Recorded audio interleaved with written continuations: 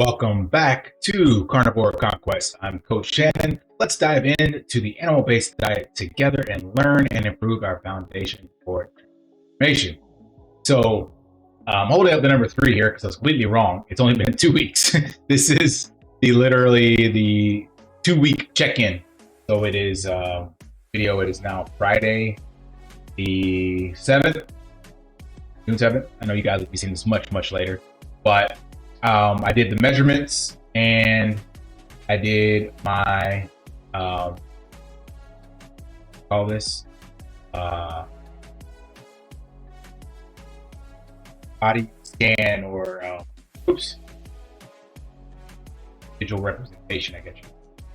So all in all, not much change. So over here on this one, you can see this date is for the, why does it keep switching to the other video? Annoying. The changes are from, I think I put it for the beginning of March. Yes, I'm sorry, for May when I started this. So I selected here May 23rd. So the change from the 23rd till now is minus 4.35 kgs. Most of that originally happened from the water weight reduction. I told you guys I'm on a cruise, eating a bunch of carbs, just enjoying life. Then the body fat has dropped, but surprisingly, so has the skeletal muscle. Oh no, skeletal muscle went up. Where is it? Lean body fat mass or something like that. What's the one they talk about here? Here we go. Fat, nope, that's correct too. Fat-free body weight.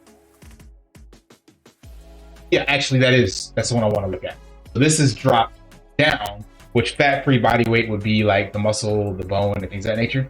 So I would want to see this and this this stabilize, but primarily this go up, the skeletal muscle and muscle mass go up. So you even saw this drop dramatically as well. So muscle mass has gone down. So ideally, I want to get these numbers back up. And that's interesting to see this, how it drops or why it dropped, because in reality, I've been now working out more than I was before. Definitely still not consistent. I'm dealing with this back pain. It's just excruciating to get out of bed and go through the recovery steps I need to do to try to heal this and then just lose the energy to get to the gym. But clearly taking away more protein and the muscle mass is going down alongside the fat-free mass. So clearly losing muscle and body fat, which the goal would be to keep the muscle and just lose body fat. But all in all, I can't complain. It's still feasible, not bored of it yet. 2 weeks in. Going to be looking at some other options. So I found this cool vendor out here. They're called Lee's, and they've been in business for a while out in Cambodia. They sell basically cuts of meat. 1962 food distribution provider. These are some of the industry or brands they work with. So I'm going to be ordering from them versus the video of macros for my next one. So I've only been to the grocery store twice so far, and I still have a whole duck and about 2 kgs of various meats, probably about 60 eggs, half a kg of cheese. So I still got a decent amount to select from, but my next restock is going to come from these guys. Found some good cuts of meat that I want to test out. And one thing I do want to have, I don't have access to a grill. There's technically a grill in our condo that I might try to utilize. And when I purchase all of this, that might be the best way to do it, is try to grill it all at once. We'll see how that goes. But I am looking for just some different flavors. So right now, cooking everything on a non-stick skillet and an air fryer. And I've done some soups where I just boil. But I would like to have, kind of that grilled flavor, especially with some cuts of steak, to get it more flavorful is the best way to describe it. So all in all, I think sleep and energy wise has about stabilized. I'm definitely back on track for being here in Southeast Asia, and my sleep schedule trying to go to bed still at the same times and wake up at the same time. So about 10 to 5 a.m. is about my sleep schedule, and it's been pretty consistent. Stayed up late a couple times, done some other work, and definitely feel satiated. There is some slight, I wouldn't say carb cravings, because I'm used to what that feels like. So it's more like just boredom, and you want to eat something else that you're not actually hungry. You don't even have the flavor for or taste for, but you end up going out and getting it or wanting to go get it. So I haven't done that yet, but I've been consuming this on a daily basis. So I remember I told you guys that I had bought these in the United States before I left, and there are definitely some carbs in here, 5 grams. And then I also have this yogurt that I've been eating that I'm going to change out now that I saw it had about 10 grams of carbs.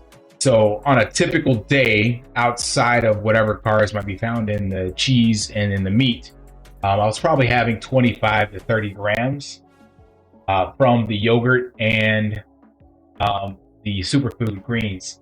Now, that being said, I found this fascinating. I'm going to go a little graphic for you guys, because that is something people talk about on the carnivore, is your bowel movements. So ironically, this amount of fiber has been enough to have me consistent, like still every day, or at least every other day.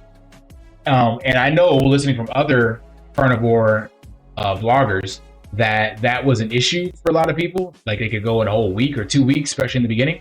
But this is fascinating to me, especially coming from the health and nutrition standpoint. They tell you how many grams of fiber you actually need. And yet I'm having way less than that, because I have about 2 scoops of this per day. And that does my sugar, quote unquote, fix, because it is kind of sweet. You can see there's total sugars in here. But I guess the fiber that I'm getting from this is like 6 grams, 8 grams. I don't know what I'd be getting per day. Definitely less than the 20 to 30 that they recommend. And I'm still consistent. So that is fascinating to me to see that. So I'm going to continue taking these superfood greens, because I still have a lot of them left. But I just wanted to throw that out there. Now I know that flies in the face of a animal-based diet, because literally this is all plants. But since I had purchased that already, this was just something I wasn't going to just stop and leave sitting in my cabinet. So, and I've done this, taking these superfoods for probably like 8 years now. So I'm on the fence. We will see at the end of this, because I have about a 2.5 month supply. So we'll see at the end of this, when I get my blood work, how the carnivore diet affected me in conjunction with taking this. So the big marker that I'll be looking for to go down will be that HB1AC, which was borderline pre-diabetic. I think I have a 5.9, and 6.1 is when they tell you that you could be pre-diabetic or something like that. I can't remember. So we'll see if that goes down or stays the same. If it stays the same, then I'll know that this was a culprit. And if it goes down, then I'll know that this didn't affect it at all. And the main staples of the diet were successful. So, and maybe what I'll do is actually get my blood work drawn at the 30-day mark. That might be a good indicator as well. Even though HB1AC, I think, is like a 3-month marker. That might be enough time. We'll see. Anyway, that's the update on that. Just want to let you guys know what this looks like. I take this one, and it's one other one by them. I think it's their Super Reds, so you guys can see what it actually is. Why can't I zoom out? Yeah, this one here. So I bought 2 90-day supplies, 6-day supplies. Can't remember what I bought before I left the US. And I used to always just take one of each of these, and now it's just mixed in a bag because of traveling via plane. It was just easier to put both of them into a Ziploc bag. So I get like 2 scoops out of that bag, which is going to theoretically be an equal amount of this one and this one mixed together. So it's the antioxidant blend and the superfood blend. So this one, let's just look at the carbs and stuff on that one. Since we look at the other one, was 3 grams. It should probably be about the same, I'd imagine. 4. No, 2. Sorry, 4. Yeah. So 7 total grams of carbohydrates coming from this. And out of those 7, 4 of those is fiber. Was it 3? What is this? 4 and 2. Let me see what the other one was. I already forgot. 4 and 2 and 5 and 3. Okay, so nine total grams of carbohydrates, and 5 of those 9 are fiber. So yeah, I think it's negligible, but I know, again, it flies in the face of literally a 100% animal-based diet.